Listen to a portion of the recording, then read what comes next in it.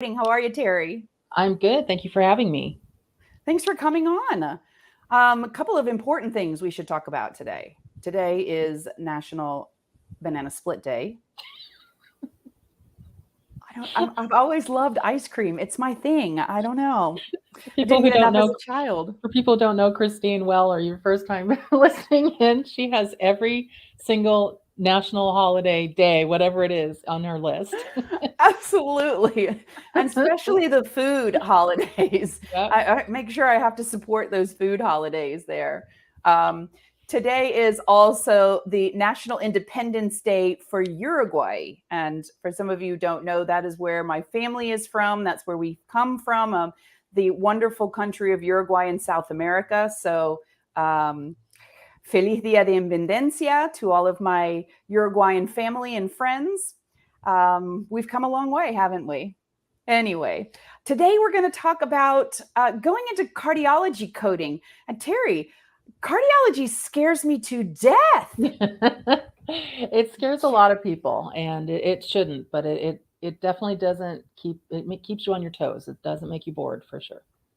Definitely. And, I teach for AAPC and we go through all the chapters. And then when we get to cardiology, I have to remind the students that you're going to be in the surgery section, the medicine section, a little bit of radiology. You're going to be kind of all over the place, and it can be a little challenging there. So I thought if you could come and just give cardiology a good rap and tell everyone what your journey into cardiology was and how you found your way there, that might be a little bit helpful.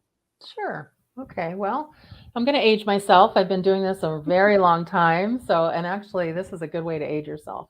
I actually started in chiropractic coding. So, if you go back to that in the late 80s, and I was going to college, Pennsylvania, and we had typed claims. Actually, it was funny. I was thinking about it when I woke up this morning, what I was going to talk about. And we had these folders that on the front had the patient demographics. On the inside, you put the copy of the patient's insurance card, from our Xerox machine.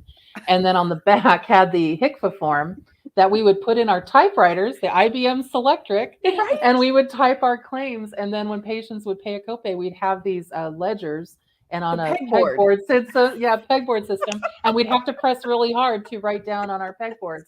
So yeah, the back in the day, Did but you have the IBM machine that you could program to help you with your no, HICFAs? no, mine was the Oh, one that you okay. just hit return and it scares the heck out of you like it's gonna Yeah, fall yeah. off. Funny quick story about that. My daughter went to college, started her college career in Indiana and at Bethel College and ended up getting her master's out here in California. But she, they went to a business machine graveyard, or no, I'm sorry, museum. I call it a graveyard. And she goes, Mom, we saw this thing. It was look kind of, they wanted to pretend it was a computer and it had keys on it. She goes, and it was so funny because every time you hit return, it like went this way to get to the next line. She goes, and then you had to press like this shift button and then another button X to get a whiteout on there. And I'm laughing, going, yeah. So this was at a museum. Is that what you're trying to tell me? A Oh my museum. Yeah. gosh. And she's like, and I go, that was a typewriter. Silly girl, move on. So anyway, I yeah. I So remember museum. my husband made me get rid of my typewriter a few years ago when we were going through storage. And for a half a second I thought, but maybe yeah, I'm never going to need that. Okay. Yeah. No, I know. Mine just made me get rid of my tape recorder I had for just notes and stuff. He's like, no, you're done. You have a recording on your phone. Stop. But so anyway, I did chiropractic for a little bit when I was going to college for economics, which is really funny, and then got my bachelor's in that. Had enough credits to the actually the my professor came up to me, he goes, you only need 6 more credits. Now remember, this was in the 80s, and Mhm. if you get 6 more credits, 2 in biology and 4 in some science, you actually could get your RN. I'm like, but I don't like the sight of blood. He goes, well, then you'd be a nurse that doesn't like the sight of blood. I'm like, oh, that's great. Well, I really like the medical part of it, so I kept staying in medical because my I really wanted to be CEO of Procter and Gamble. I thought that would have been cool, a corporate person. But when I finished that, I moved into general surgery in the early '90s, and actually then from that taught coding seminars on different specialties because now, Christine, I don't know how long you've been doing this, but do you remember office visit codes that were 900405060 and only based on time? I Have you been do. doing it that long? You do. Yeah, Okay. I predate E&M. So Okay. Me I too. started in the 80s. So I Okay. So predated both of us. E&M. So Yeah. yeah. So Betty Hovey and I, we were talking the other day and we said we're CPT sisters. oh, there you go. So she There you was go. born the year of CPT. I wasn't born the year of CPT, but shortly after that. So we are CPT sisters. Well, it's funny because I think about that every once in a while because we're kind of coming full circle now that we're back to time or medical decision making. Yeah, 30, 40 years ago, it was based just on time, right? Yeah. So then just kind of getting my feet wet and just thinking, and it helps to have the nursing background. What do I like? What specialty? I really love the coding and billing and seeing a check come in when you send something to the insurance company, arguing Mhm. with them. And, cardiology, I just kind of found it, stepped into it, and got a really good response from my understanding of it. So, and I like the fact that cardio isn't just about the heart. It's then the doctor started venturing out into what I call peripheral vascular and Mhm. extremities and carotids, and so they're everywhere. And then knowing the difference between the computer of the heart, electrophysiology, and then Yeah. blockages of the heart, general cardiology, blood I flow. tell So students when we say cardiology, it gets a bad rap because it does. you have vascular, you have electrophysiology. There's so many different areas that make our body go. Right. And I think it sometimes does get a little bit of a bad rap because you can't wrap your head around all of those different subspecialties in cardiology. And there's a lot. It's very similar to orthopedics where they have all kinds of subspecialties, which actually brings me, I know that you do several specialties. You do. I mean, I know you are an expert in that. I used to have 12 specialties. Nobody can be an expert in everything. And I do Right. like to be able to say I am a subject matter expert. So cardiology, peripheral cardiology, to me, that's two separate specialties. And then limited on orthopedics. I don't do spine. I do everything else. And then Yeah. GI, I've kept GI. GI is easy. I told I somebody they're like, love GI. I love GI. I'm like, if you want something easy, OB-GYN or GI, that's where you could Yeah. totally start and understand it and not have a problem. But then things have pivoted quite a bit where now I feel like telehealth is my jam. Even though I that's not love a specialty, it's a delivery of health or delivery of medicine, but that's kind of I going agree in that with you there, direction. Terry. Telehealth has come so far. Yeah, And, I'm a fan of telehealth, like you're a fan of telehealth. I just think that sometimes we need to have a little more fencing around it. we do. We have to have some oversight. There has to be some.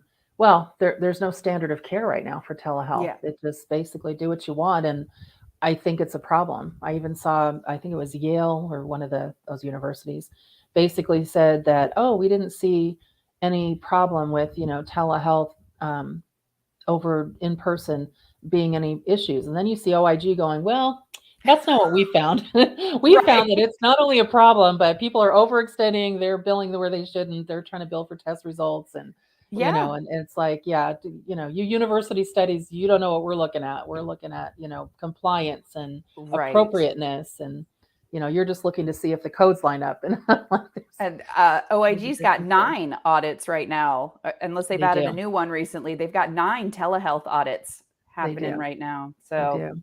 But yeah, for those of you, trying to find out if you want to get into a different specialty or if cardiology is something you want to consider, what I would recommend, anything that you want to consider as far as a different specialty, and hopefully you don't eye roll at this or think, well, I don't want to do that.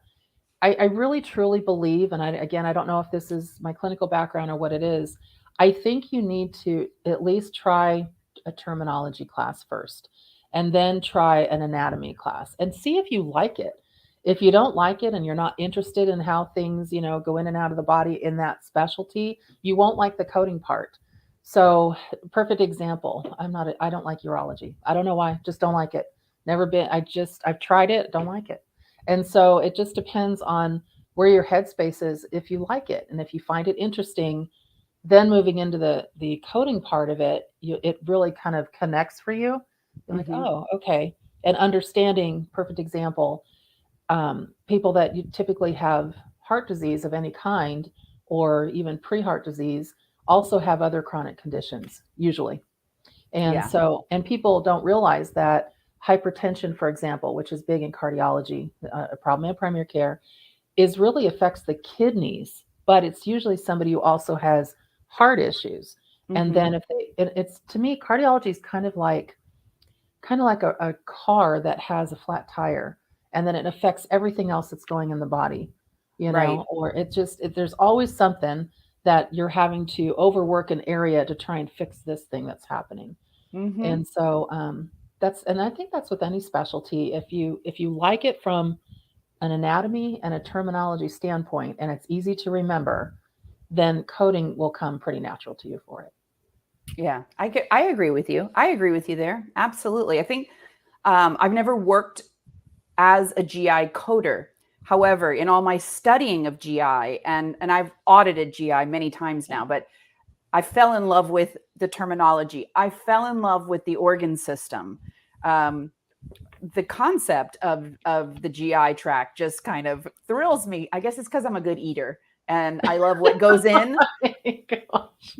And there's no work. Like the body just takes what it needs. The body's like, oh yeah, I want that vitamin, I want that mineral. I don't want the rest of that. So And there you I don't have know. it, National Banana Split Day. Okay, That's there you go. Oh, you're so funny. But so you know what's funny though is that I don't really care for general surgery. I can code it, I do it. It's too general. It's not right. specific. Isn't that funny? But it's too all over the place. And Yeah. It's a hernia. It's yeah, a hernia.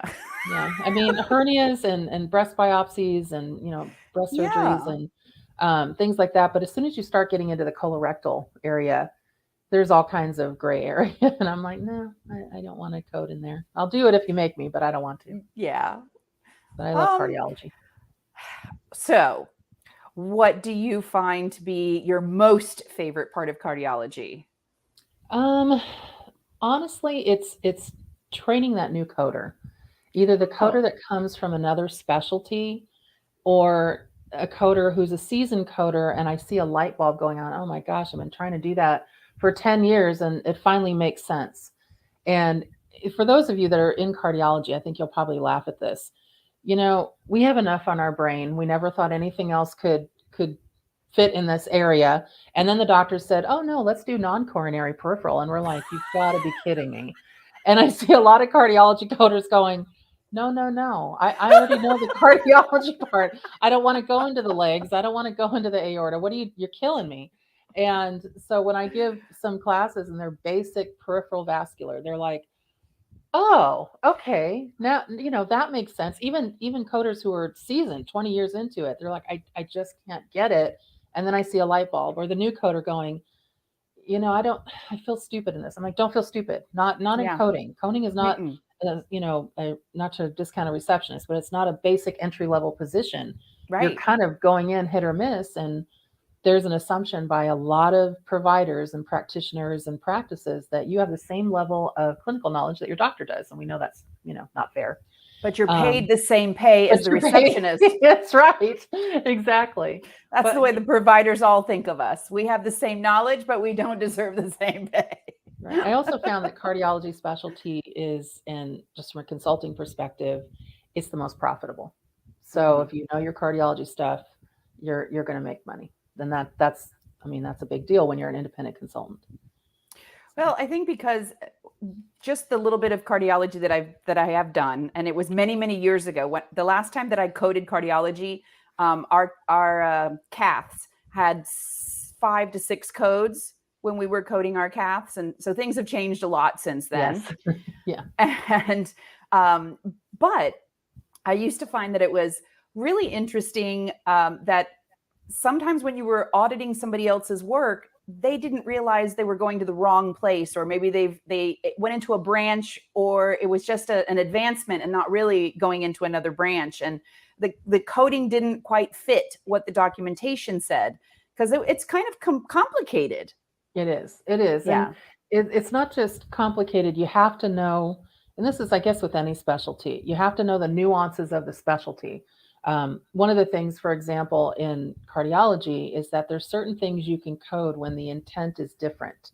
Hmm. So if you are, let's say, providing an extremity angiogram because during your heart cath you couldn't get the catheter manipulated into, let's say, the right groin, you can bill for that image. But if you're doing it to close the site, you can't bill for that Right. image because that's closure. So knowing those things just from picking up a report and how to code it and how to modify it so that it's paid first try, and if it's not, how to appeal it, Hmm. those are nuances that other specialties don't necessarily have Right. Right.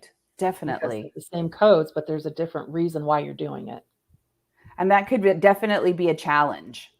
It can, because you're up against, edits, MUEs, just trying to explain numerically from a coding perspective what you're doing, and sometimes you just can't. You're trying to explain it from, diagnosis to, you're trying to give a total health picture on the patient, diagnosis to CPT to modifier, and they're just looking at it from a computer edit situation. Yeah. Like, yeah, but this actually was medically necessary. This wasn't a routine thing. So Right. cardiology has definitely some challenges on that end. Where do you go? What is your go-to for assistance in cardiology? So as you're coding and you come across what I call the technical term wonky situation, um, where do you go when you find a wonky situation? Well, since I'm supposed to be the wonk master, I guess I kind of have to search it out myself and do the best I can. But the American College of Cardiology, the ACC, they do sponsor a lot of my seminars and webinars, so that's helpful.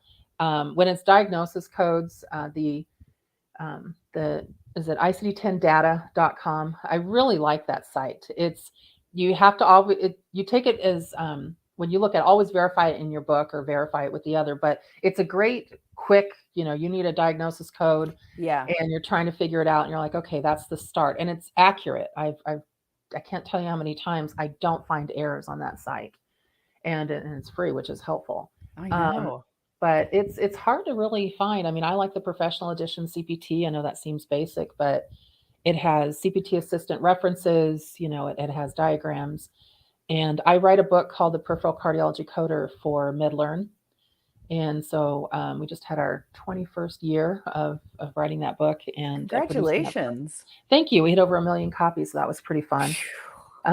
But so I read it with So you're saying my that you son. just dabble in cardiology. Is that what you're Just a saying, little bit, Terry? just a Just a little, dabbler. just a Yeah. dabbler, yeah. But I have some books on it as well. So That's yeah, incredible. That is incredible. yeah, I do like it. Wow. So those would be the resources. Look for Terry's resources. And I've seen you Resources. on the editorial board of Yes, everything. name it. And that's awesome though. That really is awesome. That's Thank a you. true testament to your passion for cardiology. It's I really appreciate it. And what you were saying about ICD-10 data, that's something that I share with my students. Once you pass your certification exams, start using the ICD-10 data. Always Yes, go back to your book to solidify it. But if you are in a pinch and you're trying to figure something out, that's always a real good go-to reference and resource there. Now, I have another question for you. okay. Does your CPT book have as many notes in it as my CPT book does? It's my You Bible. And I heard, oh my gosh, Christy, did you hear they're thinking of not having the paper version, that they just want to do digital? My what? head exploded. I'm like, no, no, no. I have it right on my desk. I constantly have it open, tabbed up, written, sticky Yes. notes. Yes. Well, I, and I I think look they, forward to that December day that I sit down with hot cocoa and we have the snow day exactly. because the little white things that go all over the desk. I'm in I was Florida. gonna You're in say, in California. California, yeah, I'm like, a snow day, yeah. No, no, those are our snow days, right? Yeah, When the little that's the true. little droppings from the CPT book. Exactly. I get my ruler, my highlighters, they're all lined Right. up, and I get to rewrite my notes and And we um, have to transfer them from one to the other and update them, and then we put little yeah, notes up at the top so we know how to search something out. Because also exactly. cardiology has the most codes, the specialty, that are out of sequence. So you have to, I'm like, okay, you're not only one of the most difficult specialties to code next to, interventional radiology, but now you're trying to play games with us. Now you're like, find the code. Well, I mean, I look at that as it could be good I know it's challenging for us as coders, but that just means that we are coming up with new and more advanced ways, and they're just sticking those new codes where they belong, not necessarily in that numerical order. So that makes it challenging for the coder, but it also means that we're getting some new ways, better ways, more efficient ways to treat patients. It is. I can never find a cardio version. It's not where it's supposed to be. I always think I tab it. I'm like, where is that 92960? I can't find it. And it's always way back in the 93 code. I'm like, oh my gosh. And you see the little number signs going, it's out of sequence. I'm like, I'm aware. It's been out of sequence for 10 years. But where out of sequence? This is just making me crazy. I feel that pain. People always ask me too, what are your favorite codes on your site? One of the things that I don't necessarily have a favorite code, but I do have something I really like, and I think it came up last year that it was just such a great addition to the general guidelines for ICD-10, and that was where they included coders in the process of having integrity to the record, where they said the coder and the physician. Did you see that at the beginning? I was like, loved it. Finally, finally. And so, this is where finally the argument's made when we're talking about clinical documentation integrity. It's not just in the codes themselves, it's in the general guidelines, of the collaboration between coder and provider. So that's probably my favorite part. Me too. Yeah. I get so this past update where you see me, I start to get all bubbly and giggly. It's like we're going to a playground together, Terry. So they started talking, and I tell my students, when you read the guidelines, you get to see, as coders, we get a little more power and a little more power and a little more power. Now we're able to go in and pull laterality out. We're able to go in and search for those social determinants of health, whether it's the attending physician or another qualified healthcare professional that reports it in the medical record. And I thought, you don't realize as a coder how much power that really gives us. It does. Because we're limited. It does. It gives you even more power when they have lessened when you need to query, as a hospital person that's coding. So it's like you have to query whenever there's a question. But if this is something there, they've given you like some defaults, which has been very helpful. But yeah, when I saw that added to the general guidelines, I'm like, oh my gosh, they finally added that coders are people too. It's just like, this is so great. So I kept telling everybody in my presentations, like, okay, guys, this is the best thing that's happened. And, I still look out into an audience of blank stares like, all right, Christine, idle down there. It's not, I know, but it is, it really is, because we work with these providers hand in hand. And I'm not sure that they really understand that we need them to tell us the story, tell us what was going on, so we can together make sure we have the most specific code. I mean, I'm embarrassed for my providers when it's an unspecified leg. Yes. Really? You had it in your hand. You don't remember which one it was? No. No, I don't remember. Yeah. You really don't know what side of the heart you're on. You don't know what extremity you were using. I'm just like, okay. Well, and it was funny because I had a recent person that just met on LinkedIn, like you and I were LinkedIn friends, that basically she said, well, I'm trying to get a raise and I can't figure out how to get a raise. I'm like, oh, I got you, girl. So she went and copied the front of the general guidelines. And I said, now you can say, hey, I'm part of your process. And to continue with keeping your process in check, I feel like I should be paid what I'm worth. And and she said she ended up getting an extra couple dollars an hour raise. So that was actually awesome. A good thing. Yeah. I have a question. Great. Yeah, go ahead. I have a question for you. Sure. So how many times do you get somebody coming to you with a quoting question and they say, hey, can you check this? I got this code off of Facebook. No, I haven't been on Facebook for 8 years. I hate Facebook. Okay, I'm sorry. I said it. I don't like it. It's political. I don't like it. For those of you who like it, I apologize. I am on Instagram, though. I do like Instagram. It's just photos. Do you? Mostly my daughter. I'm on Facebook, but only personally. I'm not professionally on Facebook. My company's on Facebook for announcements and things like that. Facebook, I have my friends. And until you want, you push me into trying to have an opinion, and then I don't want to see your posts anymore. Yeah, Um, exactly. I'm Yeah. Switzerland. I'm neutral. I was raised again, the Uruguayan. We're kind of the Switzerland of South America. So politically, I don't have any strong feelings. Maybe I think that this could be better or that could be better, but I'm not up there. So I'm doing the best I can here, and See, so I'm not I gonna. like Twitter because I'm a football fan, so I'm NFL and even write for an NFL site. I like Instagram Do you because like it's the more Red fun. Sox or the Panthers? Oh my gosh, you are so funny to me. Pittsburgh Steelers. Oh, okay. We had a conversation. Christine and I were on the compliance guy this past week, and we were having a roundtable about billing and coding. And Scott Kraft and Sean Weiss and I were talking, obviously baseball, and Scott is a New York Yankees fan, and Sean is a Boston Red Sox fan. Baseball, Christine, and I'm a Pirates fan, even though I'm in California. Not really a Dodgers fan anymore. But Christine's like, I didn't watch the Super Bowl with the Red Sox, and we're like faceplant. Yes, I am the a couple of I do a lot of the water sports. I like fishing. I'm an equestrian. I ride horses. I do dressage. I know who won the Kentucky Derby, but Oh, okay. no The one with sports. the best hat. Okay. Right, exactly, and the cutest mint julep. And but sports, I never had the time. But if rather than watching a football game, no offense, I think that's lots of people enjoy that. I'd rather read the guidelines. I get a lot of pleasure out of that. I'd rather read the proposal. I'd rather one up all of us. Go ahead. Keep going. and no, I'm just a big nerd. I'm just really am. That's Yeah, my you're thing. proving it more and more. Oh, sorry. You're so funny. No, but just back to my question. We get a lot of you that are that try to take the internet verbatim. Always double check, no matter what specialty you're in. We mentioned the, ICD-10data.com. That's a verified website.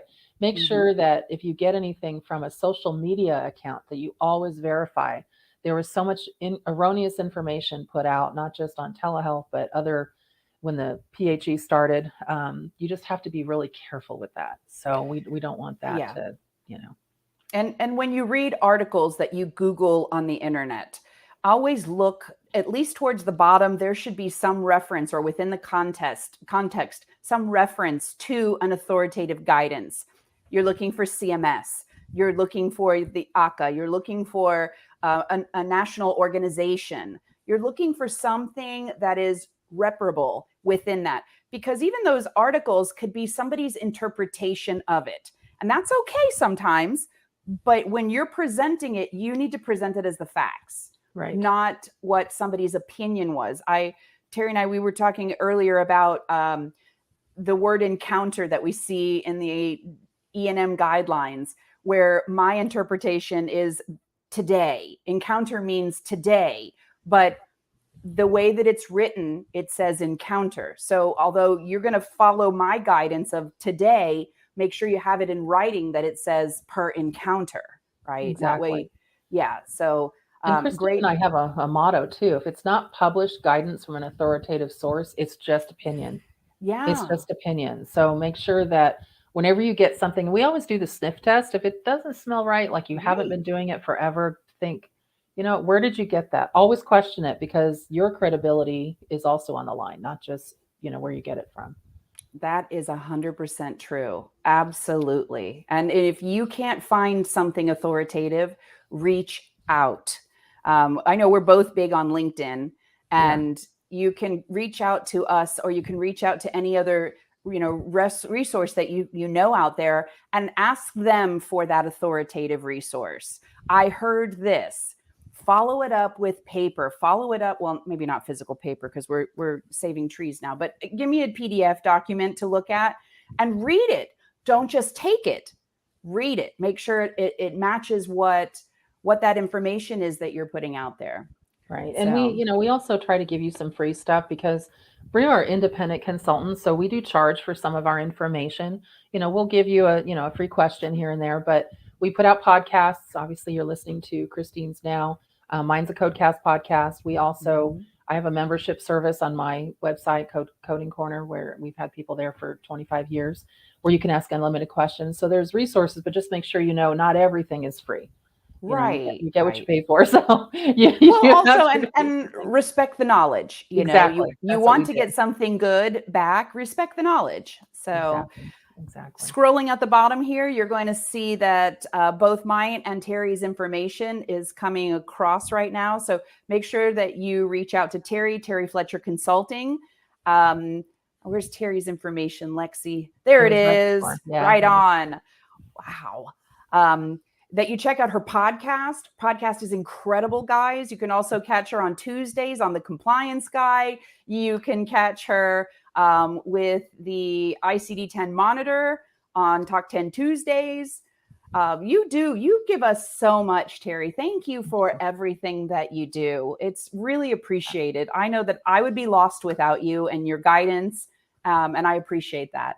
Well, thank you. I actually feel the same about you because I like how you word things. I've taken a couple of your, sat in a couple of your local chapter presentations. My favorite is your incident two, because it's just so matter of fact. I mean, you can't argue with your material. You can't argue with your take Well, on I it. have it on demand on my website. Right. So anyone who's interested in that presentation and information on Incident 2, it could be a wonderful benefit to your practice, or it could be the biggest nightmare. It just depends on how you're interpreting it. So, It's so yeah, true. It's so true. And absolutely. one of the things that is a pet peeve of mine is, and this kind of goes along with what we've been talking about, is not being prepared. Having being not being educated, not being prepared. Coders that are basically using old, outdated information. One of the things Christine and I both pride ourselves on is not only do we put out information for you, but we also update it regularly. Yes, CPT book gets updated once a year, and occasionally they'll put the T codes every quarter up on their website, but they don't put them in their book until obviously it's published again. I'm updating webinars. Like I have one at noon my time coming up today on telehealth. I think I update those every minute. We're sitting on a pulse right now, trying to right. figure out if the public health emergency is going to renew. But we update things, gosh, daily. Yes, I hate even to say it's once a week. Every day, I'm always looking through and saying, well, that was good yesterday. Today, it's different. So absolutely. I try to at least, I get a lot of those listserv emails that come through, and I try to at least look at them, glance over them, just to catch, is it anything that I'm currently working on or going to be working on according to my calendar, that I need to pause and take a minute and look at. There are certain things that I'm not on the facility side. I don't do a whole lot with the facility side. So if I see those emails, I might glaze them over. But like you said, telehealth or any of the specialties that I'm working in, or any of those Medicare policies, like Incident 2, split yeah, and shared. We've got some changes coming up on that. I've do. been diving into the proposal and seeing some of the things that CMS is Delaying. Yeah, proposing. I'm happy on some of those changes, but not a lot of them. Like really, Right. yeah, really, you're doing that. I was surprised. Just I guess to kind of change the topic a little bit. I know we're on time here, but I was surprised that Medicare said in the proposal they're going to open up things for pre-authorization. That's a step backward. Why are we It doing that? is. It Medicare doesn't really have that is. except for DME. I Yep. was so bummed. But hopefully we'll get enough comments. And that's what I always share with my students, with my clients, my colleagues, with anyone who'll hear me. This is the comment period. If you're not happy with it, comment. And don't comment and say, oh, this sucks. Say, right, well, that's the truth. I mean, why don't you give us something that says, here's what my concerns are, and what are you going to do to address those? Or here's an alternate solution that you could consider. Be part of that solution. But comment, get involved. If You're you a don't get stakeholder. involved, Yeah. yeah, then really you're not doing your providers any justice, and you're just repeating the definition of insanity. We're just, wow, that happened to Well, me. right. Yeah, Well, you just said exactly. something. Don't just say it sucks. Well, I was just recently consulting with a client where they said that their appeals process wasn't working, and I said, "Can I see some of your letters? What are you sending out? Your reconsideration forms?" And a couple of them basically said, please pay me more money. I don't like this. And I was like, they did not. And I was trying to be really nice, but I'm like, okay, guys, you signed this fee schedule for this commercial plan. That's not going to work. Once you enter into an agreement, you're stuck with the fee schedule. Now, did they violate any terms of the contract, or did they not pay for something that was covered? Now you've got an argument. But to Right. send them something saying, I don't like this amount of money, pay me more, that's not an appeal. Like, you can't say that. It's just I'm seeing that with the No Surprise Act now. I'm seeing the I don't like it. I don't Okay, like it. but All right, well, give me something more to work with, friends. Tell me what yeah, you do like and why you like that and why you feel it's reasonable and compared to what. And I don't like that. I Mm, know. It's crazy. I have a friend who's an attorney, healthcare attorney in Los Angeles, and she is doing contracts for the IDR, so the Independent Resolution Process for the No Surprise Act. And she's like, you'd be surprised at some of the things I get. Basically, they just want money, and they're not even giving us any way to say because it's compared to. And I'm like, I wouldn't be surprised at all. I'm like, yeah. I see that. One of the things you asked me earlier, as far as references that I forgot to mention, Becker's Mhm. Health. If you can Becker's sign Health. up, you Yes. guys, this is a free kind of site, and they send you emails. So you're going to get a flood. But Becker's Health is a great site for what's happening in the industry. It's like news pieces, and then they reference the news Hmm. pieces by who they talk to. I belong to GI, cardio, the general one, and ambulatory surgery center, and it's really good. Do you use those? I don't use I get the emails and I peruse them for the information, but I don't Right. use them as much as I probably should. It's good information. They really have a Yeah. lot there. Now, they're not an authoritative resource as far as they said it, so I'm going to use them as I But could do they'll it give because you the they'll resource. give you the resource and they give you the information so you know what's happening in the industry. And Yeah. they're on top of it like yesterday. So that's what I like about it. Another resource I use also for things like that is the Cosmos from HCCA, the Healthcare Compliance Oh, yeah. Association. Yeah, so I do speak with um, Nina Youngstorm all the time about certain areas that she's presenting, but she's right on top of everything as well. Actually, that's probably the only person on Twitter that I follow is Nina, because she's right on top of everything that's happening as it's happening. That's nice. So, Yeah, and she there's provides you with the resource. yeah, Claire, oh my gosh, she's going to be mad at me. She's on MGMA and she is an attorney with MGMA, and I follow her on Twitter, and she's just so good at knowing what's going on. Let me find her real quick. But there's certain people you just know they're going to give you, the information that you need right away, and it's just really helpful to have that. Let me see. Claire Absolutely. Ernst, yes, she Yeah. is awesome. I can't believe I forgot her last name. But yeah, and just kind of as we're wrapping up what we're doing here, one of Hmm. the things I also really like about cardiology and other specialties is collection and appeals and denials. Hmm. It's great when you know the specialty and you know your CPT book and you can reference your way to payment if they just if they're not understanding the payment situation. But Yeah. one thing I do hear a lot of, whether it's a seminar or conference I'm speaking at or whatever, is a coder that says, "Well, I've tried that and that never works." You guys, never is a long time. Yeah. You've got to be Yeah. patient. You've got to find ways to, if you're entitled to that reimbursement, try it. You don't make the assumption that, well, that won't work. It could work. You just have to really work on it to make it work. Absolutely. And the squeaky wheel gets the grease. If you know what you're doing and you keep working at it, I have seen those 5 and 6 level Medicare appeals go beyond the ALJ and work. It just takes time and Yes, diligence and staying up to date with what the rules are, and making sure that you're looking at the right years of rules too. That's another thing, that make sure that if you're looking at an LCD or you're looking at a CPT code, that you're looking at the correct description for the time period that you're appealing, not that exactly. you're trying to apply old information or new information to something, that you want to be current for that year of the information. Boy, we could talk all day long, couldn't We we, Terry? could. Yes, we Oh, could. so much Well, fun. and remember too, physicians right now are being graded based on how they stand out, how their Hmm. surveys are, patient surveys. And it's amazing how in patient surveys, the number 8 or 9 question is, oh, how did you like your treatment? Everything else starts with, was the staff nice? Did you get your billing done? Was the coding done? I mean, seriously, what other services do they offer that they don't down the street? You know, are you open till 10 o'clock on Thursdays? And then finally they say, oh yeah, I forgot. How'd you like your doctor? So, so being able to give services about, especially on coding and billing and collections and Mhm. standing out in that manner, that can be really helpful to your physician.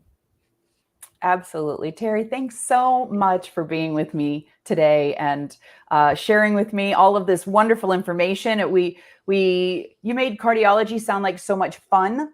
I might have to reconsider it maybe someday down the road. But for now, I really appreciate you, your information, your knowledge, all of the references that you provided us, some of the reminders for coders in the industry, things that we need to make sure that we keep at the top of our thoughts, authoritative resources and things like that, and some of those other organizations that we can reach out to for information. Really appreciate it. I can't wait to do this again. I think I'm going to have to ask you to come back to talk to us about some of those other specialties that you like and how someone would be able to get into those. That'd be great. Thank you.